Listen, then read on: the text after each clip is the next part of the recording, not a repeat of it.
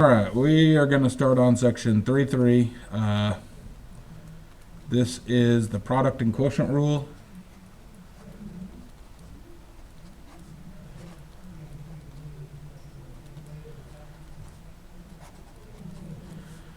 So we're just going to write out the theorem. So we say theorem, product rule. So we'll say if f and g are differentiable,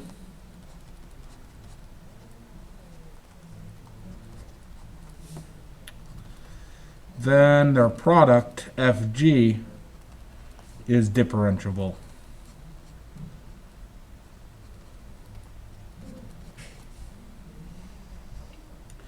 And then also we get a formula, fg prime of x will equal f of x left alone, g prime of x, plus g of x left alone, times f prime of x.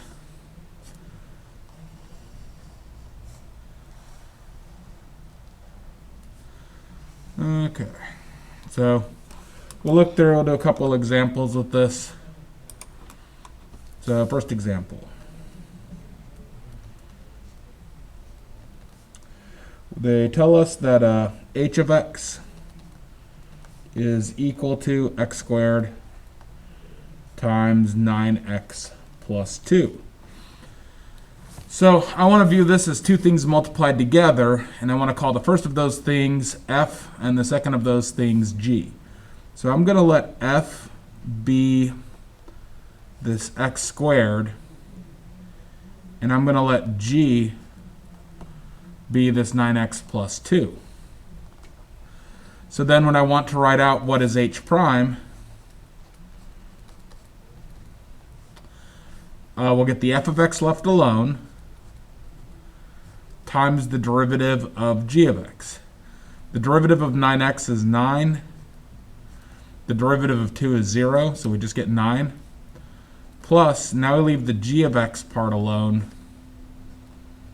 and we multiply it by the derivative of the f part. Derivative of x squared by the power rule is 2x. So that is our answer. For this class, I'm not going to make us FOIL the stuff out. If you check your answers against the back of the book, it is FOILed out in the back of the book. But on the free response parts on the AP test, they don't make you FOIL everything out, and it just takes a ton of time. So we're going to let you all leave answers kind of in this format here, where you just kind of write it out what the rule says and then just kind of stop that point. So we'll look at example 2. Example 2 wants us to use the product rule to find the derivative. So they give us basically y equals 2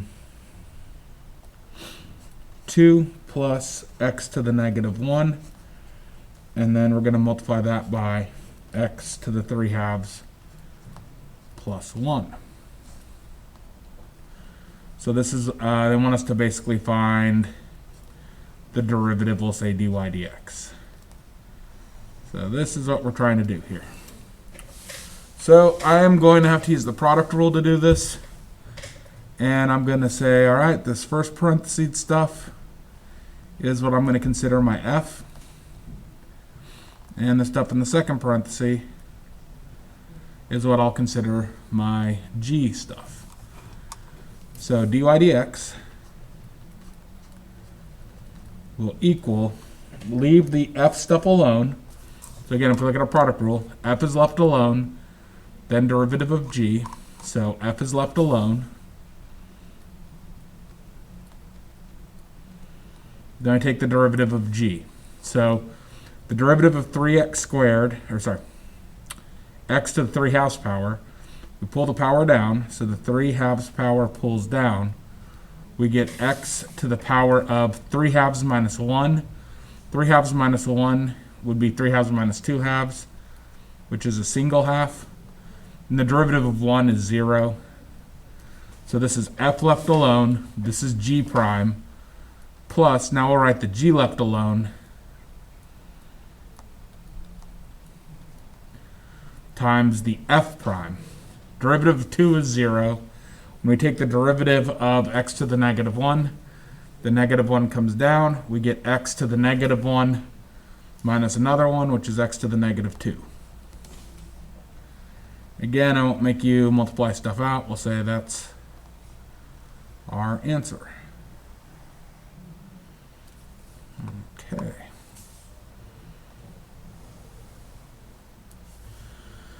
So, third example.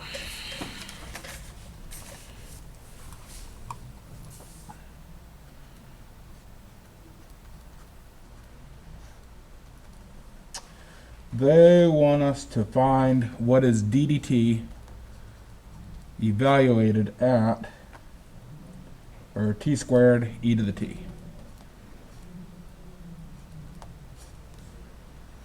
So they want us to calculate this. So in this, I'm going to call t squared my f, and I'll call my e to the t, that'll be my g value. So now I've got to calculate this. We'll say, all right, this is going to equal f left alone, and then derivative of g. When you take g's derivative, e to the t is its own derivative. Then we add to it. Now, so we did f times g prime.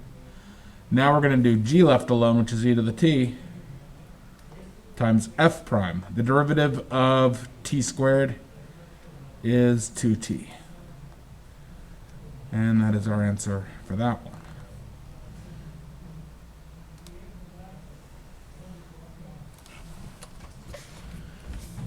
one. Okay. We're going to derive the product rule from the definitions. The limit as h approaches 0, f of x plus h times, or minus f of x, all that over h. So we'll say if you had fg prime of x, that would be equivalent to limit as h approaches 0 of f of x plus h times g of x plus h minus f of x times g of x, all that over h. So what I'm going to do is we'll say, well, that should be equivalent to this if I just added a 0 in between.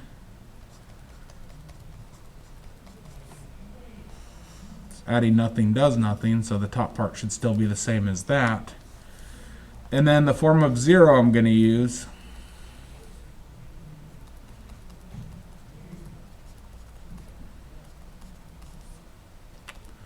will be f of x plus h times g of x minus f of x plus h times g of x minus f of x g of x. So f of x plus h times g of x minus f of x plus h times g of x. These two add up to 0, so the 0 is sort of becoming those two terms. So I'm going to regroup some stuff, and I'm going to break the limit across two things. So I'm going to keep this term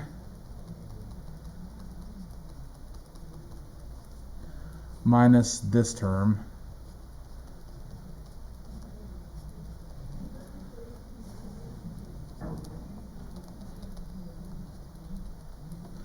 and then I'm going to keep this term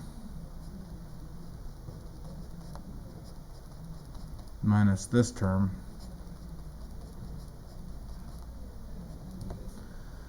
and let's see, out of the top part, this has an f of x plus h, that has an f of x plus h, so I can factor it out, kind of write it off to the side.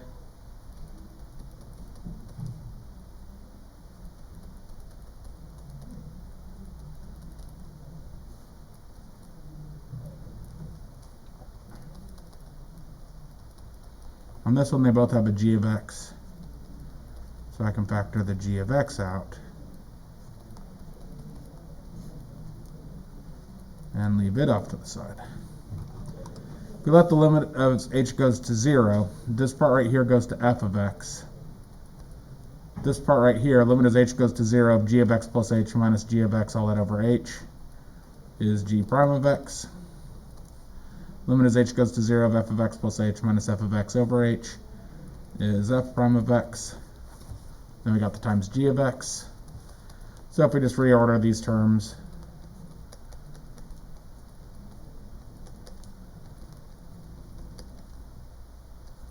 we get the product rule that we have up there at the top. So we can kind of see that from a definition of a derivative, you're able to generate the product rule formula from that. So we just added 0, brought in this special form of 0 because this minus this is 0. Then we could group the first and the third terms together to become that, and the second and the fourth group together to become this. And then the rest of it just kind of works out. So next up, we're going to look at the quotient rule.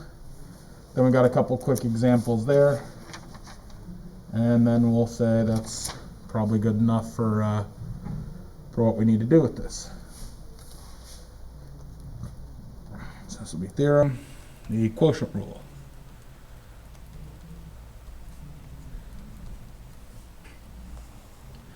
So we say if f and g are differentiable,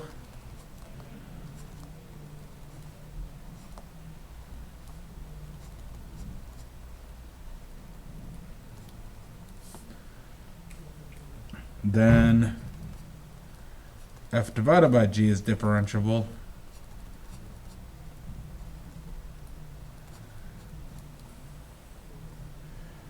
For all x such that the bottom's not 0. Formula is f divided by g prime of x is bottom left alone times derivative of the top minus top left alone times derivative of the bottom, all that over the bottom left alone squared.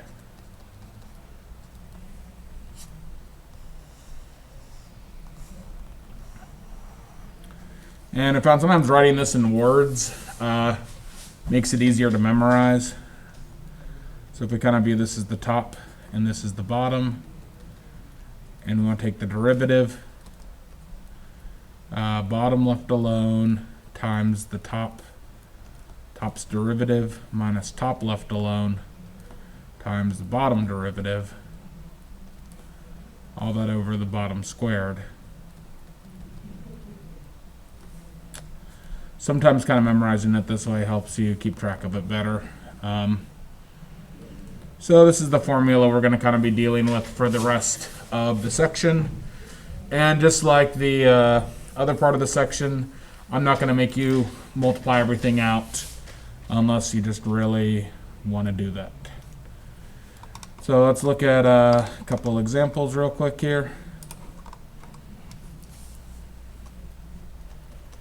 This is example 4.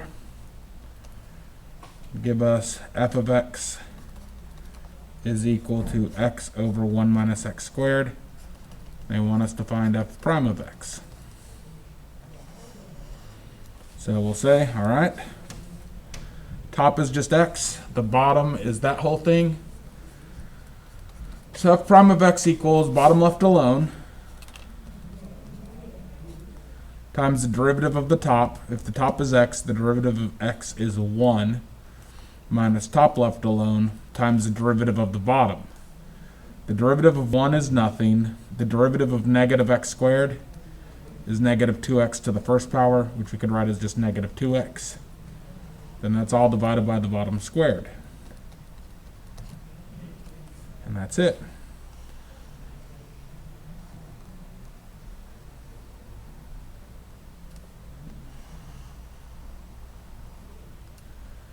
Okay, so let's see here.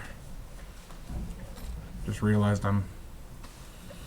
Okay, now we're going to do another example or two from the book, and then we'll wrap the section up. So next example they give us. They say All right, for this example 6, want us to find the tangent line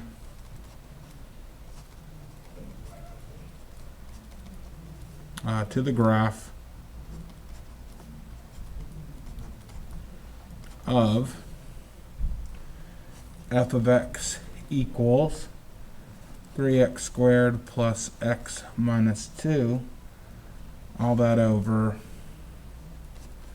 4x cubed plus 1 at x equals 1.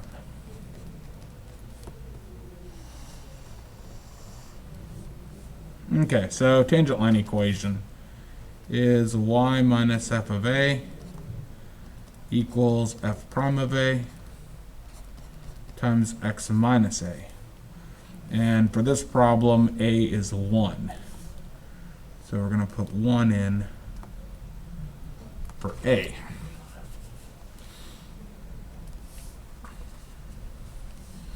Okay, so let's first of all figure out what's f of a, which would be what is f of 1.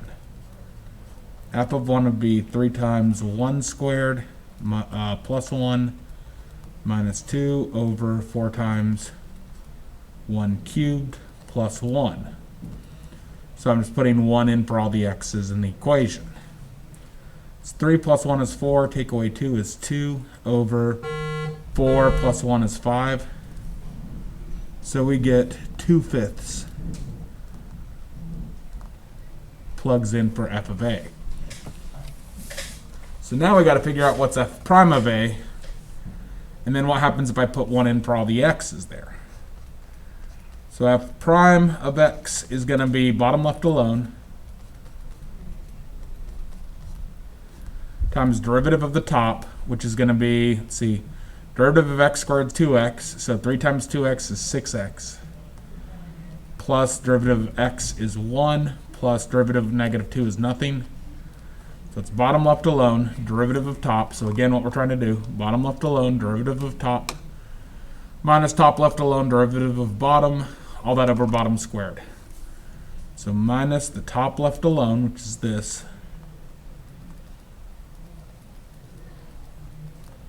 times the derivative of the bottom, which will be 12x squared. And then the derivative of 1 is 0. And that's all over the bottom squared.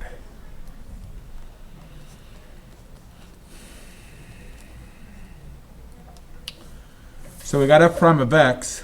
I need to find f prime of 1, though. I don't really want to recopy this entire thing. So I'm just going to say, like, imagine putting a 1 in for every single x that we have. Picture putting a 1 in for all those x's. And then let's see what numbers we would get back. And then maybe we can just get it that way. So we get 4 plus 1 is 5 times 6 plus 1 is 7 minus, see, that'd be 3 plus 1 is 4, take away 2. So 2 times, see, 1 squared would be 12. All that over 4 times 1. So 4 times 1 is 4, plus 1 is 5. So that'd be all over 5 squared. So this will equal 35 minus 24 over 25, which is 11/25. So 11/25 is what replaces f prime of a. And then to get our overall answer, we need to recopy this down with the correct things plugged in. So the formula is y minus 2/5. Or sorry, not the formula. The equation of the tangent line is y minus 2/5 equals 11/25 times x minus 1. That's the formula of the equation, or it's the equation of the tangent line in point slope form. Okay, so we got that. Now, the next thing is final problem here. It's going to be a little word problem, so let me scroll up and get some space to work with here. So done with that one. Let's scroll up to the top. And let me just get some space, clear up some space to type on for a bit. for this word problem. Okay, so our word problem that we're going to finish off with. It's example 7. And we basically say the power of battery supplies to an apparatus depends on the internal resistance of the battery. So we'll say the power of battery supplies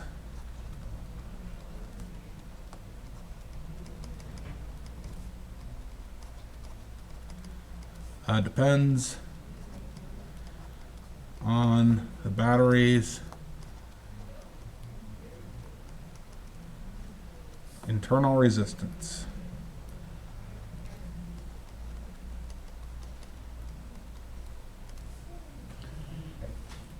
For a battery of voltage V and internal resistance R, the total power delivered by an apparatus of resistance capital R is this. So they give us this equation and say in this equation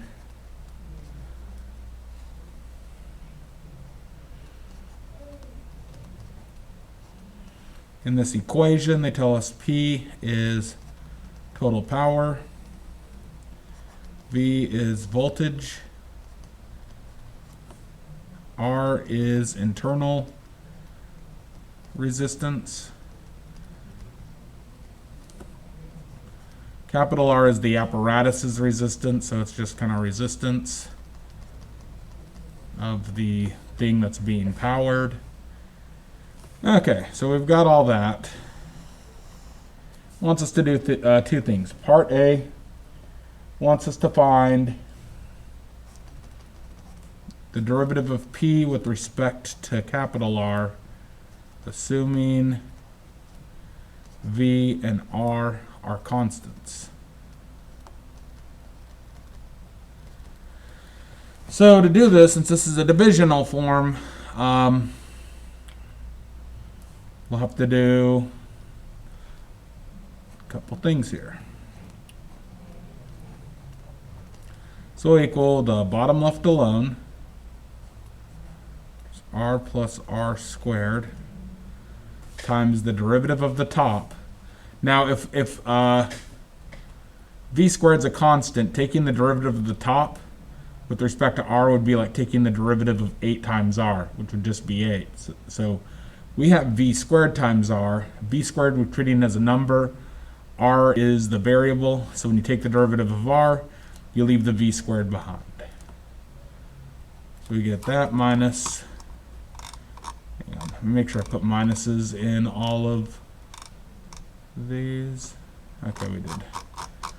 So it's the part here minus, it's going to be the derivative. See, we did bottom left alone, derivative of top. Now we need top left alone. And we need to take the derivative of the bottom. To take the derivative of the bottom, I need to FOIL the bottom part out. When I FOIL it out, the bottom's capital R squared plus 2R capital R plus little r squared. So this is the FOILed out form of the bottom. So when I take the derivative of r squared with respect to r, I get 2r plus. When I take the derivative of 2 little r times capital R, the capital R drops and it leaves the 2 times the little r left over. And since r squared is a constant, the derivative of constant is 0. And then that's all over r plus r. It's squared, we're going to square it, so that's going to be to the 4th power. So here is our derivative with respect to r. Part B says, where is the graph, or where in the graph of P versus R is the tangent line horizontal?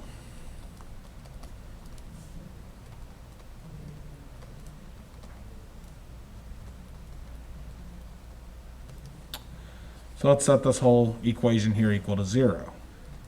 Because the tangent line is horizontal, means the slope of tangent line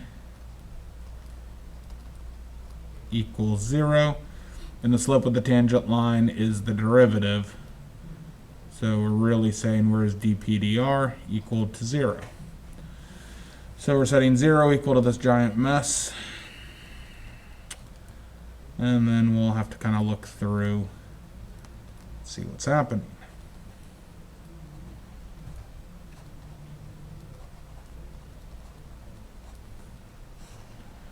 So the first thing I'm going to do is multiply the bottom part out.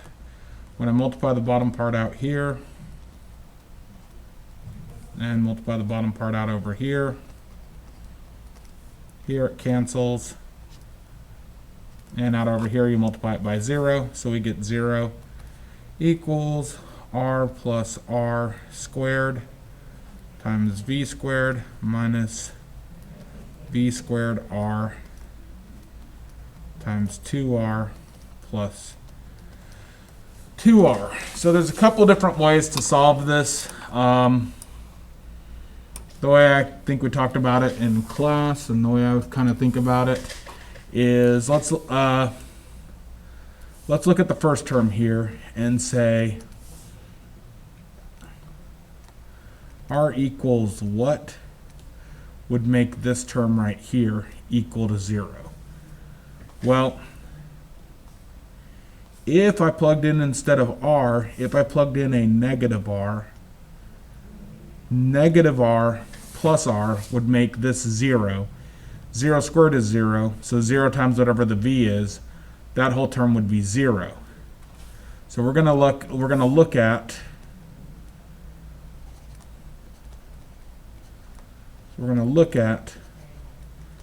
r equals negative r. So this term will end up equaling 0 if r equals negative r. Let's see, what does this term over here do? Well, this would become negative 2r plus 2r, which is 0, times the rest of this stuff would be 0, so that would make that whole term over here equal to 0. So just kind of looking at the form and kind of seeing what we would need to create a 0, we found r equals negative lowercase r. This will, if that occurs, hang on, the book has a different,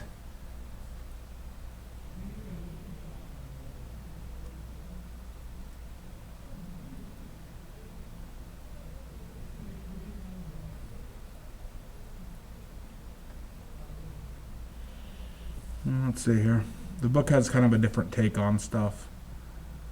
But I think if you let r equal negative r, that looks to me like in this equation that should work. What the book does is they kind of FOIL everything out. Let me get rid of this, and we'll look at what the book does to finish up. So I got just kind of looking at this. Negative r would r equals negative r. That works. Oh, I guess I should think about resistance. Resistance is a physical value. Resistance has to be positive. So I messed that up in class. You can't, resistors, they're either 0 or they have a number. You can't have a negative resistance. That doesn't mean anything in terms of like a regular circuit. It might mean something in a AC circuit. So I think in a regular DC circuit, a negative resistance doesn't, I don't think that has meaning. So, okay, this one's going to be out. So I guess what we're going to have to do is quit avoiding it. We'll just FOIL everything out, see what happens. So let's let the v squared distribute. Let the v squared r distribute. See what we get.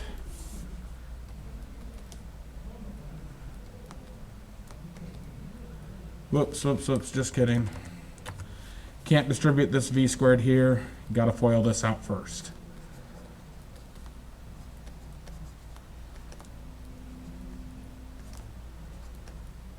On this side we are okay because there's no power here. We are okay to distribute. It should just be a minus. say 2v squared r squared plus 2rv squared r, I guess. And then let's FOIL this out, or distribute this out, see what happens.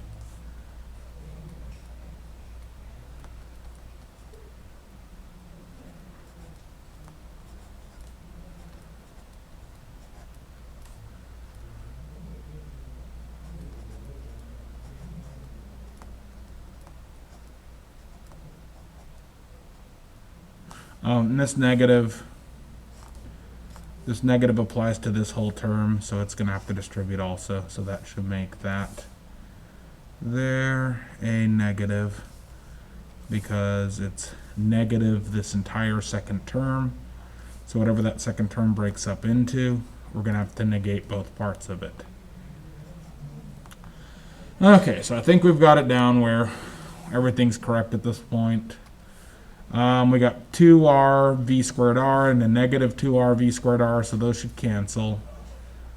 We have a v squared r and a minus 2v squared r.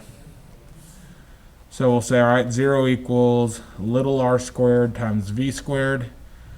A v squared r squared minus 2v squared r squared will be a single negative v squared r squared. So this 0 equals r squared minus r squared times v squared. This is a difference of squares. All right, there's a difference of squares, so this will equal r plus r times r minus r, all that times v squared. And the only way that'll equal 0 is if this middle term, or I guess this term here would make sense if r equals negative r. This term here makes sense if r equals positive r. We said r can't equal negative r because resistance has to be positive. So this term here will be 0 when r equals positive r. And after a bunch of work, we finally got it. So we'll stop there and say good enough for that.